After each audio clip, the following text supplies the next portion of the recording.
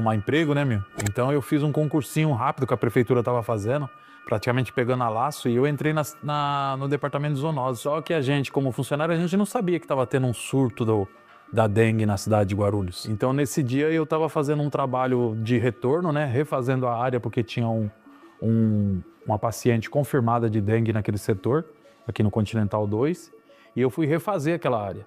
Como minha equipe era só de mulher, eu fiz o quê? Eu falei, pô, mano, não é justo, né, mano, pular o muro, entrar no terreno baldio. Aí eu falei pra elas, fica do lado de fora, eu pulo e eu coleto material pra todo mundo. Então eu percorri todo aquele terreno com a bandeja, coletando as larvas pra todo mundo, e saí pra fora, entreguei pro pessoal, cada um separou o seu material, porém a minha calça, ela tava toda molhada, né, meu?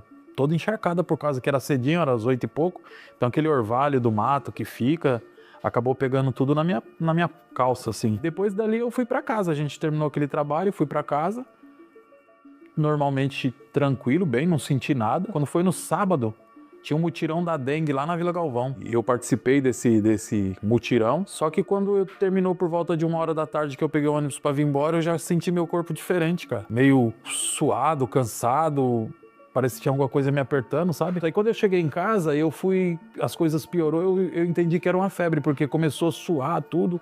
E minha irmã trabalha em hospital. Minha família, o meu irmão, a minha mãe, o meu pai, eles tinham ido pro Mato Grosso do Sul. Então eu tava só na casa justamente por causa do trabalho. Aí foi quando eu liguei pra minha irmã. Falei, olha, Vivi, vem aí porque eu não tô legal. Ela chegou no sábado lá e eu tava com a febre muito alta. Aí eles me socorreram lá pro Hospital Carlos Chagas. Na verdade, eu dei entrada no Carlos Chagas dizendo que eu estava com dengue. Porque como eu mexia com aquilo, eu falei, pra mim é dengue. Sintomas todos de dengue, eu falei, é dengue. E eles não se preocuparam, eles só fizeram o teste de dengue e marcha. Fui pra casa, no domingo de manhã eu levantei, tava mais ou menos bom. Fui pro campo, como sempre. E quando eu entrei no vestiário, tava uma manhã fria, garoando. E eu suava, cara. Aí começou a dar febre de novo, os caras me levou pra casa naquele domingo de manhã. Eu sei que eu passei mal no domingo de novo. Aí eu não respondi minha irmã, ela correu lá, me encontrou jogado na sala lá. Todo vomitado, todo zoado, né, mesmo? Já com a febre muito alta. Aí me levaram, me deram um banho. Porque não adianta levar não tinha como levar para o hospital de novo, porque já tinha feito todos os exames, então sabia que era só baixar a febre. Só que quando ela foi embora domingo, por volta de umas 8, 9 da noite, ela falou assim, olha, amanhã cedo eu vou te levar o Wagner, que é meu cunhado, vai passar. O Wagner vai passar aqui e ele vai te levar pro hospital, onde eu tô trabalhando. Eu sei que na segunda-feira eu acordei pior, cara. Aí eu acordei com muita dor. Eu não aguentava, cara. Aí tive que ligar pra minha irmã. Minha irmã entrou em contato com o meu cunhado, que passou lá, me pegou. Só que pegou assim, eu não conseguia que ninguém me tocasse. Tocava no meu corpo, era a mesma coisa que você tá batendo com um pedaço de pau. E eu cheguei no hospital e já não conseguia sair do carro mais. O corpo todo pegando fogo, quente, uma febre danada. Mas eu lembro bem que eu tava sentado no corredor dentro de uma salinha esperando. Passou uma médica, que hoje ela é amiga da família, doutora Maria Luísa. E ela passou e ela viu algo de errado em mim. Ela voltou, perguntou quem era, aí falaram pra ela que eu era irmão da enfermeira Vivi. Aí ela viu o meu problema, olhou no meu olho e falou que o meu caso era mais grave, que tinha que acelerar o processo porque eu tinha pouco tempo de vida. E aí saiu essa internação, fui pro 9º andar do Hospital São Camilo. Você estava consciente? Estava consciente e já sabia do diagnóstico, sem o resultado. Porque aquela doutora, ela falou pra minha irmã que ela bateu o olho em mim e falou, olha, o caso do seu irmão é leptospirose. Eu sei que chegou na terça-feira, depois do almoço, não tava com tanta dor mais. E aí eu fui no banheiro. Só que quando eu levantei para ir no banheiro, eu senti que algo tava como se eu fosse vomitar, sabe? Então algo de dentro de mim tava saindo para fora e numa velocidade que eu não tava conseguindo controlar. Aí quando eu olhei era sangue, saindo pelo nariz, pela boca. Eu lembro que apertaram a campainha, já me deitaram na maca e foi aquela correria, chama elevador, 10º andar, prioridade, e o 10º andar lá é UTI. Aí dessa parte antes de eu apagar, eu lembro só da mangueira. Eu deitado na UTI, aquela luzona, né? A mangueira vindo na minha direção. Até então eu achei que, como eu já tinha feito eu achei que eles fossem fazer a endoscopia. Na minha cabeça eu falei, eles vão fazer a endoscopia para ver o que tem por dentro. Mas na verdade não era, na verdade eu já estava sendo entubado. A hemorragia foi muito forte. Eu fiquei poucos minutos ali ainda são, né? E daí eu apaguei. Aí eu entro num outro estágio da internação que é surreal, cara. O que aconteceu. Eu começo a vagar, sabe? Por lugares estranhos que eu não entendia bem. Pra mim, eu não sabia se eu tava vivo, o que é que tava acontecendo. Eu me via deitado na cama e eu cheguei a conversar com a minha irmã como se ela estivesse na janela do quarto, mas como se eu tava no 10º andar. Então ficou meio aquele negócio, meio uma alucinação, sabe? E daí eu acabei aprofundando mais ainda no coma. Aí eu entro para um lugar totalmente escuro. Totalmente escuro. Aí eu começo a ver gente que eu vi no meu bairro que morreu. Poxa, mas fulano morreu, o que tá fazendo aqui? E eu tentava falar com a pessoa só me olhava e não falava, não respondia e saía andando. E eu olhava assim e falei, meu, pra onde ele vai?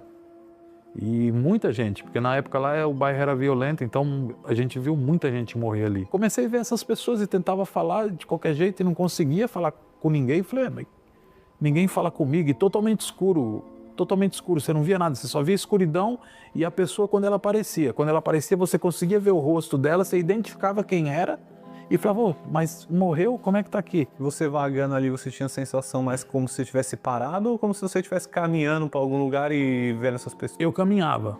Eu andava, para mim, o hospital era... Eu comecei a ter uma noção nesse sonho do coma, que eu vou falar um sonho, que é mais fácil da gente entender. Eu me via dentro do hospital. Eu me vejo levantando da cama e começo a caminhar. Eu andei poucos, acho que uns 5 passos eu saio na rua. É coisa de flash, sabe? Quando você vê, você está em outro ambiente. E eu me vejo na rua. Eu parei, olhei assim, aí vi mais gente que morreu, aí eu identifiquei o lugar. Eu me via ali próximo à Praça do Jaçanã. Quando você chega no primeiro entroncamento da Praça do Jaçanã ali, ou você sobe a Guapira, ou você vai pro lado do Sonda ali. É um posto de gasolina e atrás, se eu não me engano, ainda é uma escola. Ali era o ponto que eu estava. E eu olhava assim e falei, nossa, mas o que eu tô fazendo aqui? Que esse pessoal tudo já morreu e o que eu tô fazendo aqui? Eu falei, eu vou procurar o meu enfermeiro. Aí quando eu bato o olho, eu vejo pro meu lado direito, naquela época tinha um lugar chamado Matos Hambúrgueres. Ficava lá na Praça do Jaçanã. E de vez em quando tinha um samba lá. E tava tendo um samba, cara. Eu falei, não acredito que o meu enfermeiro foi pro samba e me largou aqui. Aí eu falei, eu vou atrás dele. E nisso ficou tudo escuro. Aí eu falei, de repente sumiu tudo e ficou escuro, né, cara? Eu falei, voltou um clarão, dava aqueles... como se estivesse querendo acabar a energia, sabe? Aí eu sinto um toque nas minhas costas. Aí eu olhei assim pra trás, um senhorzinho. Eu não consegui ver o olho dele. A parte do olho eu não consegui ver.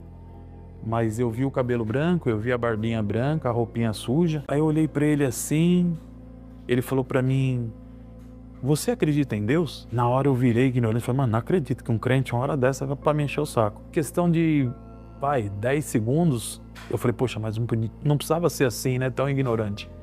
E eu virei de costa pra pedir desculpa pra ele. Ele sumiu. Eu só tive o tempo de falar na hora pra ele que eu acreditava em Deus, mas eu ia na igreja quando eu queria. E ele sumiu da minha frente, cara. Eu viro mais de costa ainda pra poder ver se ele foi por trás de mim, pra onde ele foi. Aí some tudo. Aí eu entro num beco totalmente escuro. Começa a bater um vento muito forte. E eu não conseguia segurar. Eu colocava as mãos pra tentar segurar, passava igual fumaça na minha mão. O meu calcanhar no chão, o vento vinha nas minhas costas me empurrando e eu não conseguia olhar para trás, somente me empurrava. Aí eu comecei a me dar conta que eu estava sendo levado. Aí eu comecei a travar um clamor com Deus, a lhe pedir misericórdia, que Ele não me levasse, que eu não queria morrer. A minha filha, ela tinha acabado de nascer, cara. A Jéssica estava com 2 para 3 meses. Aí eu falei assim, Senhor, que o Senhor não me leve. Eu não quero ir, eu não estou pronto para ir. Eu tenho a minha filha, eu quero criar minha filha. Eu não pude nem ver o rosto dela direito. Me dá essa oportunidade. Eu não vou mais beber, eu não vou mais usar droga, eu não vou mais brigar com ninguém, não vou mais furtar ninguém, eu não vou fazer mal mais para ninguém. Só me dá a oportunidade de ver minha filha crescer. E fui levado, cara. implorando, pedindo misericórdia, e o vento não parava de me levar naquele corredor. Eu sei que chegou uma hora, já desesperado, mas indo, não tem jeito. Eu comecei a enxergar uma luz no final assim, sabe? E aquela luz foi ficando cada vez maior. Dado momento, aquela luz ficou gigantesca no meu rosto e eu parei. O corpo parou, eu não olhava nem para cima nem para os lados, só conseguia baixar a cabeça e olhar para baixo. Quando eu olhei, eu estava na beira de um abismo. Calcanhar, os pés totalmente soltos no abismo. Meu, eu não consigo descrever o que eu vi lá embaixo. Eu posso dizer para vocês que era a coisa mais linda do mundo, cara. Um jardim, pessoas andando lá embaixo, ave voando. Meu, era muito lindo. Não dá para descrever o que era aquilo. Parece pintado à mão, sabe? E eu fiquei olhando e comentei comigo mesmo. Falei, nossa, se eu cair daqui eu vou me arrebentar. Olhando para baixo. Quando eu olho para frente, foi como se abrisse o freezer da geladeira no meu rosto. Veio aquele vento gelado. Eu abro o olho, eu escuto o primeiro grito. Alexandre, corre que o seu gigante acordou. E eu só escutei ele falar, como? Não pode ter acordado. Aí começou a correria. Eu acordei dentro da UTI do São Camilo, depois de 11 dias, sendo que na noite anterior, o hospital tinha liberado a visita para a família na UTI. Porque eu não ia voltar. A minha saúde, eu estava caminhando já, finalizando para falência múltipla de órgãos. Já iam tentar tirar pâncreas, dialisar, fazer de tudo, mas não tinha jeito. As coisas estavam... Aí liberaram a visita e falaram pro meu pai, pra minha família, se despede porque ele não aguenta mais essa noite. E naquela madrugada eu voltei. Eu acordo no meio daquela UTI, foi uma correria gigantesca. Sabe que é médico renomado chegar pra você, olhar pra você assim e falar como? Aí você imagina. Uma noite fala que tá indo. De madrugada liga. Pra quem já passou por isso sabe. Leva a roupa que tá na hora de trocar. Mas o meu pai, ele tem uma fé tão grande, cara. Que ele sabia que não era isso. Tinha muita gente, não só ele. Muita gente, inclusive evangélico naquela época, que orou muito por mim. Acho que o meu sim para Deus ali falar que eu acreditava nele. Que a oração de muita gente me trouxe de volta, cara. Mas me trouxe de volta de uma forma que... para gravar mesmo o feito, sabe? Para Deus falar assim, olha, quem faz sou eu. Quem manda sou eu. Eu não passei 2 dias dentro da UTI. Depois de acordado, eu não tinha nada. E eu, ao mesmo tempo, eu não sabia o que estava acontecendo. Pra mim, eu tinha dormido e tinha acordado, cara. Eu fiz uma pergunta pro meu pai, porque eu apaguei na terça e ia jogar Corinthians e Fluminense. Eu perguntei pra ele, pai, quanto ficou o jogo ontem? Aí eu fui ter noção, né, do que eu passei. Aí eu comecei a voltar, essas memórias que eu tô contando, começou a vir na minha mente. Falei, então eu não tava bebendo. Eu fui do outro lado e voltei. Quando você está sonhando, né? Você está num sonho, você tem um pesadelo ou um sonho bom. Quando você acorda, você tem noção de que aquilo foi um sonho e que não era real. Quando você entra em coma e vivencia tudo isso, sabe, você acorda pensando que aquilo tudo foi um sonho ou tem alguma coisa de diferente naquilo que faz você acreditar, não, realmente eu tive do outro lado? Você sente, cara. Você sente que você partiu. Porque quando a gente sonha, que eu já sonhei muito, são vários sonhos. É normal você acordar pesadelo, essas coisas assim, entendeu? Só que quando você tá no coma e você pegar relato de outras pessoas que também passaram por isso, você vai ver que a pessoa sente o peso da coisa. Por exemplo, eu vi que eu estava indo embora. Quando aquele senhor me tocou, que eu falo para muitos que ali, na verdade, ali foi a minha verdadeira entrevista com Deus. Sabe o que é você sentir o peso da morte nas costas? Você vê, você indo. Esse senhor que você relata aí foi a única pessoa que dialogou com você, que te respondeu? Foi o único que tinha voz. Mesmo assim, foi coisa muito rápida. As outras pessoas te ignoravam? Eu falava, a pessoa olhava pra mim, eu confirmava que era a pessoa que realmente, que eu achei que era, que estava morta, mas eles não falavam comigo. Você sentia medo? O que você sentia? Eu sentia frio. Toda vez que a pessoa passava, eu sentia frio. Dava aquele calafrio, sabe? Olhava e falei, rapaz, o cara morreu, como é que o cara tá aqui? E eu não tinha noção de que quem tava lá no meio deles era eu. E você acha que se você tivesse, né, quando esse senhor perguntou pra você, né, se você acreditava em Deus ou não, você acha que se você tivesse falado ali, eu não acredito em nada, você acha que você talvez teria sobrevivido? Você acha que foi um teste isso daí? Tenho a plena convicção hoje que se eu não tivesse aceitado aquela mão, aquele toque, aquela conversa, eu estaria no meio daqueles, sem voz e vagando por aquele obscuro, que é o Vale da Sombra da Morte. Eu tenho a plena certeza disso. Pelas pessoas que você se lembra, eram pessoas assim que talvez não eram boas ou... Todos que eu vi são pessoas que, no meu bairro, elas eram intituladas como pessoas ruins. Porque aqui no Jardim Palmira, onde a gente foi crescido, praticamente era morte todo dia. De final de semana, então, a gente, moleque, 8 anos, 10 anos, a gente não tinha o que fazer.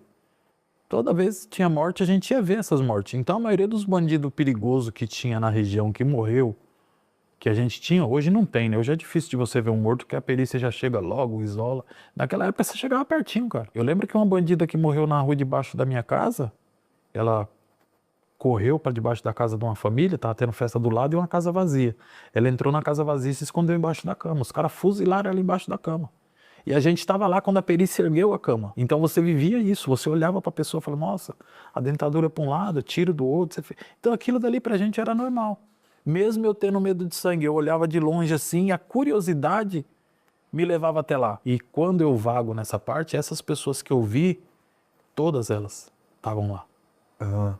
Só que normal, não tinha marca de andando, só que não falava, ela simplesmente, pô, mas será que é fulana? Olhava assim pra mim e continuava andando. Mas tipo assim, não era aquele andar que você olhava ela ir longe, ela andava coisa de 1 metro e sumia da figura, porque os lados era tudo escuro, então ela só andava essa parte que sumia, e eu andando. Talvez aí nessa parte da sua vida você já estava, né? Você tinha acabado de ser pai, talvez você estava até um pouco mais de boa, mas você vinha levando uma vida problemática durante sua adolescência, sua fase adulta ali, né? Sim, sim, eu vinha de um trauma de amor, né? De paixão. E eu acabei separando da pessoa que eu gostava, ela ficou grávida, depois perdeu a criança. Só que aí eu fiquei desiludido, cara. Porque o namoro acabou assim, do nada. Ela perdeu a criança e a gente se separou do nada. Então eu comecei a me afundar, eu comecei a beber. Da bebida eu comecei a usar droga. E comecei a procurar situações para que eu realmente fosse embora. Andava na Fernão Dias, a gente andava, entrava na contramão a pé, cruzava a Fernão Dias, tava nem aí, não queria saber de viver.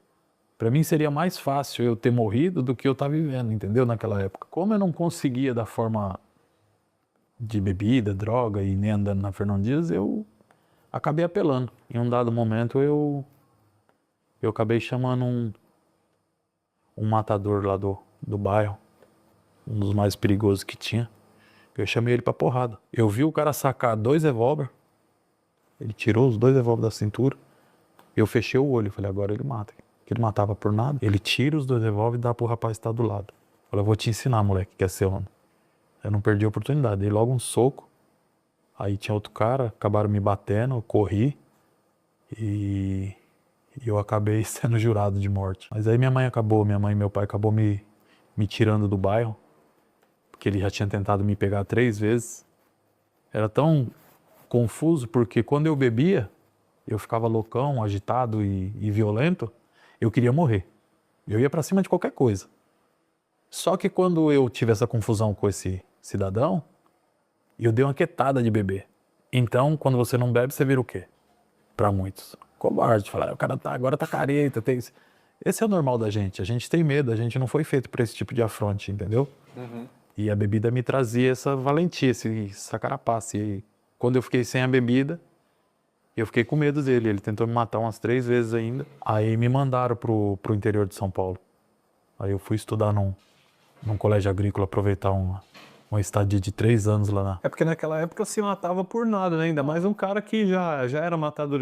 Tinha muito esse tipo de cara nos bairros, né? Tinha. O Palmira passou uma época do chamado pé de pato, que foi uma época muito pesada, que a gente não podia curtir, a gente começou a ser oprimido, né? Ter que pagar as coisas. Então era um bairro muito violento. Ali era... Me chamou de feio, eu te dou um tiro na cara. Por qualquer coisa você poderia morrer. Qualquer coisa. Foi assim que aconteceu com um morador de rua na época que tava brincando na frente da padaria numa pracinha. Esse mesmo cara matou ele do nada. Foi lá, simplesmente segurou o cabelo dele, deu um tiro na cabeça, foi pra padaria, pediu a cachaça que ele tomava e ficou olhando a polícia chegar. Quem é louco de denunciar? O morador de rua ele tava fazendo o quê? Ele tava... Eu não presenciei a confusão, mas eu garanto pra você que coisa extraordinária não foi. Deve ter sido a mesma coisa que eu falei, né? Que eu chamei ele de bunda mole. Falei que ele só era homem porque ele tinha um revólver na cintura. Mais ou menos isso. E deu-se no que deu. Aquele, ele matou. Pra quem não conhece sobre essa doença que você teve, que é a doença do rato, né? Provavelmente você pegou mexendo ali no terreno, né? Como que ela tem contato? Tipo assim, é o xixi do rato? O que é que teve contato com você, provavelmente? Isso é importante porque até hoje essa mística segue muita gente. E muita gente fica descrente do que é verdade e do que não é. O contato que eu tive foi com a urina do rato. Ela passou pela calça e chegou nos poros da minha perna. Você nem passou na sua mão. Não, foi nas pernas. Eu não preciso ter nenhum tipo de ferimento, nenhum tipo de abertura para essa doença entrar. Ela entra pelos poros da pele. Então ela entra e vai trabalhar dentro dos seus órgãos. Fígado, o que ela tiver para furar, ela vai furar. Ela fica no teu corpo durante 5 dias. No 5º, ela reage e sai. Ou ela sai pela urina, pelas fezes, mas ela sai. Só que quando ela sai, ela traz tudo que ela tiver que trazer junto. Aí vem a hemorragia e a pessoa acaba, se não tiver calçada, a pessoa acaba morrendo. São 5 dias. Eu pude comprovar isso 3 meses depois que eu saí do hospital, desse coma. Eu fui ao velório, que foi um primeiro velório que eu fui, do pai da Kelly, que justamente morreu disso. Ele foi limpar o ralinho do quintal, os pelos do cachorro com a mão, e pegou a doença. Então vai no hospital, volta, vai e não volta, ninguém sabe o que é. Quando ele foi no 5º dia, que aí foram realmente tentar internar ele, não deu tempo, ele morreu. Teve hemorragia e morreu. Passou-se 3 meses dessa morte, eu fui em outro velório de um grande amigo nosso, o Cidinho. Ele carpindo o terreno dele aqui no Continental 2, aqui pra trás. E ele pegou, porque ele tava de chinelo e carpindo o terreno, então pegou essa doença. A mesma coisa. Aí eu tive a convicção. O que o médico falou é verdade. A cada 10, um escapa. E é uma doença que eu falo pra muitos, Knut. Não pode brincar com ela. Hoje eu chamo meus amigos, quem estiver perto pra matar rato, eu não mato o rato. Se ele entrar dentro da minha casa, eu saio. É assim que funciona. Eu entrei num terreno ali, agora eu tô com sintomas de febre, de dor. O que você acha que essa pessoa deveria fazer assim para ela ter uma chance melhor? Eu acho que o histórico, quando você chega no hospital, para você passar para o médico, ele é primordial. Por exemplo, quando eu entrei no Carlos Chagas, eu disse que eu estava com dengue. E eu firmei isso na minha cabeça. Não passou pela minha cabeça o xixi do rato. Se não é aquela doutora, eu não tinha nem tido chance. Porque eu ia ficar ali no pronto-socorro esperando ser tratado como dengue. Entrou em contato com o terreno, se você cruzou enchente e no outro dia você sentiu o olho arder no fundo, dor no corpo, a febre, corre para um pronto-socorro. Explica tudo para o médico o que aconteceu. E leva essa suspeita. Doutor, será que não posso ter pegado o xixi do rato? Ele vai entrar com os exames para poder saber. Passou esse tempo de internação, fiquei 31 dias lá e eu fui contratado pelo hospital. Me prometeram uma vaga lá, porque iam me contratar. Eu achei que eles estavam falando da boca para fora. Fiquei lá como vigilante. Primeiro dia que eu cheguei naquele hospital, eles falaram, você vai ficar como setorista de ronda. Então você vai tirar almoço, tirar janta. E vai ser o nosso ronda oficial. Ronda você tem que subir no telhado do hospital e descer até o subsolo, vendo tudo que tem de irregular ou de certo e ticando. Subimos pro telhado, ele mostrou tudo, eu fui com a prancheta anotando do jeito que ele estava falando, descemos pro 10º andar. Quando a gente desce pro 10º andar, ele parou na frente da porta da UTI. e apertou o botão, a senha. Aquela porta abriu, cara. Como que eu entro? Eu escutando o barulho das máquinas. Aquilo veio na minha mente de uma forma como se fosse um coice, mano. Falei, pode me mandar embora que eu não entro aí. Aí veio a enfermeira-chefe que pediu a minha contratação, conversou comigo. Falou, não, vamos que eu vou te ajudar. Aí eu entrei a primeira vez na UTI, fui aprendendo que o ciclo da vida era assim. Eu sei que no 6º andar era outra UTI, a neonatal, os bebezinhos. Choque, uma pancada. Aí você vai pro 5º andar, que hoje não tem mais, mas naquela época tinha maternidade no 5º andar. A vida ressurgindo. Olha que bagulho louco, cara. E vou descendo. Chego no subsolo. Falei, bom, terminou minha jornada por aqui, né? Esse cara que termina a jornada de muita gente, mas a sua não, a sua continua. Você tem mais o que fazer, vamos lá. Eu olhei e falei, não, mas o que tem pra fazer aqui? Falei, tem. A hora que eu olhei a porta, falei, meu Jesus amado, necrotério. Falei, o que eu vou fazer aí dentro, cara? Não, aí é o seguinte, tá vendo a sua prancheta aí? Tem um óbito escrito aí. O nome desse paciente em óbito, ele tá aí dentro. Você vai ter que entrar e o papel tá no peito. Ele tá coberto com lençol, mas o nome tá no peito. Você tem que confirmar se o que tá na sua prancheta é o que tá aí dentro. Pra depois a gente não... Falei, mas eu preciso... Não, você não precisa olhar o rosto, você vai ter que confirmar. Pensa o baque pra entrar. Depois isso se tornou rotina pra mim lá dentro. Aí eu comecei a entender o que era a vida de verdade. Dizem, né? Quando uma pessoa passa por alguma experiência meio sobrenatural, assim, ela às vezes fica meio sensível para esse tipo de coisa, né? E depois disso você disse que foi trabalhar no hospital. Você começou a ter algum tipo de experiência com isso daí? Ou tem muitos relatos de pessoas que trabalham no hospital que acham que vê coisa sobrenatural, né? Esse tipo de coisa. Você acredita nisso? Você teve outro tipo de experiências como essa? Você começa a ver a batalha da morte com a vida lutando. Meu, é uma coisa que se o cara não tiver preparo para trabalhar em hospital, se não tiver o dom, nem vá. Nem vá, porque é questão de tempo, ele pina. Você descer no elevador e descer junto com o óbito. Fala, cara, que é isso? Aí daqui a pouco, no mesmo tempo, você entrega um documento no subsolo, você sobe. Aonde? 5º andar. Você entra dentro do pré-natal, a vida ressurgindo. Então você fica muito ali, muito sensível perto daquilo dali, entendeu? E eu posso te contar uma, 1997, 2º ano de colégio agrícola. Eu chapava o coco naquela época já, louco. E o meu irmão e o Sérgio do Sacolão, lá do Palmira, foram me visitar lá no colégio, pra passar uma semana comigo. E chapamos, mano. Na hora de vir embora, o colégio fica 10 quilômetros da cidade. E na saída da cidade é um cemitério. A gente já estava acostumado a dormir naquele cemitério.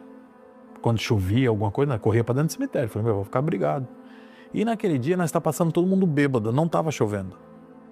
Só que eu paro no portão, uma pessoa me chama para dentro do cemitério. Olhei aquela pessoa me chamando, senhor de terninho, chapeuzinho. Eu pulei o portão, mano, com a mão só. Os caras tentou me segurar, não conseguiu. Eu pulei para dentro do portão e fui seguir aquele senhor. Os caras, meu, você é louco, pá. Até os caras pular, eu já tinha descido as lápides, tudinho lá pra baixo, me acharam eu sentado em cima de um túmulo. Aí me pegaram e já voltei assim, né, acompanhei ele, o senhor, pá. O senhorzinho sumiu, mas eu senti que ele queria me mandar algum recado naquela noite. Eu sei que os caras chegou lá, eu já tava, sabe quando passa a brisa? Tinha passado a brisa. Saí dali, os caras bravos comigo e eu não conseguia falar. Fomos embora pro colégio. Meu irmão veio embora assustado pra São Paulo e falou com a minha mãe. Minha mãe voltou lá, catou o ônibus daqui de São Paulo e foi pra lá. Chegou lá, vim te buscar no colégio. Ela, minha tia, meu tio. Falei, oxe, terça-feira, dia de aula, a senhora me buscando aqui, o que tá acontecendo? Não, vamos com a gente pra cidade. Aí voltei pra cidade e eles pararam no cemitério. A gente tá descendo, quando chegou no meio da primeira quadra do cemitério, ela falou assim, aonde foi que aquele senhor te levou? Aí eu tomei aquele baque, né, meu? Você consegue lembrar? Eu consigo. Aí desci, levei eles e cheguei na lápide onde eu tava. Falei, ó, eu cheguei e sentei aqui. Aí ela e minha tia ficou olhando uma pra cara da outra assim e deram a volta na lápide. Aí me chamaram, falou, vem aqui. Aí mostrou a foto. Falei, é essa pessoa aí que te chamou? Aí eu olhei e tomei um susto. Falei, é. Mas quem é? Eu falei, minha mãe falou assim, lê o nome dele.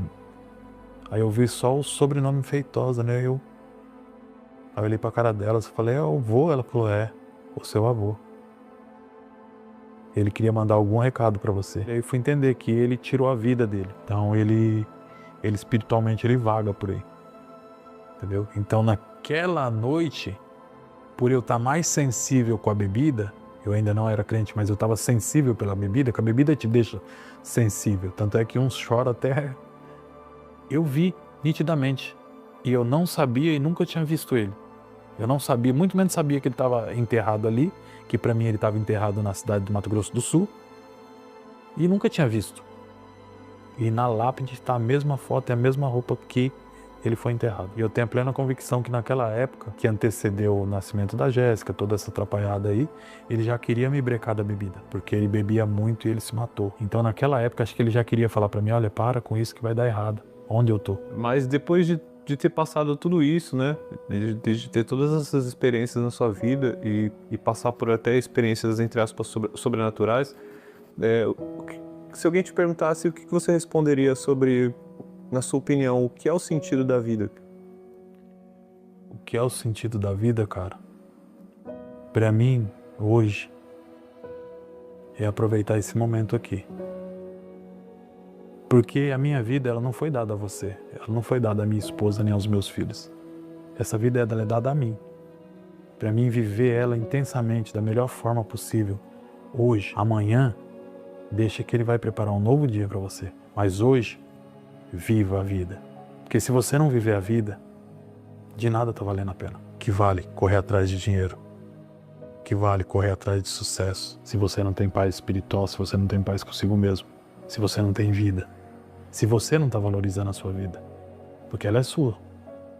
Deus deixou na sua mão. E sabe o que é você sentir paz com as folhas da árvore balançando? Sabe que você acordar de manhã e falar, nossa, eu tô... É isso. Só que essa mesma paz que tá lá, ela tem que estar dentro da minha casa. Se não tiver, é porque eu tô fazendo alguma coisa errada. Eu não tô vivendo. Eu tô sobrevivendo. É diferente.